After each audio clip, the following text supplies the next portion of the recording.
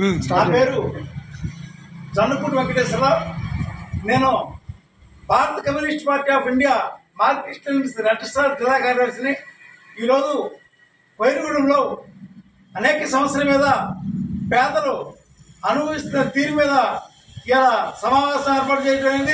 ఈ సమావేశంలో ఏదైతే కన్నాపురంలో పేదలు ప్రభుత్వ భూములో ఇల్లు నిర్మించుకున్నారో, కాపురాలు ఉన్నారో వారికి నీటి సదుపాయం, కరెంటు సదుపాయం ఇచ్చి వెంటనే రెవెన్యూ అధికారులు పట్టాలు ఇవ్వాలని మా పార్టీగా మేము డిమాండ్ చేస్తున్నాం.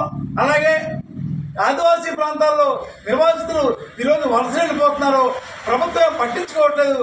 అది ఆ ప్రభుత్వం వెంటనే పట్టించుకుని వాళ్ళ సమస్యలు పరిష్కారం అయ్యేలాగా చేయాలని, లేకపోతే అన్ని ప్రజా సంఘాలతో మేము పెద్ద ఎత్తున ఆందోళన చేస్తామని ఈ ప్రభుత్వాన్ని మేము హెచ్చరిస్తున్నాం.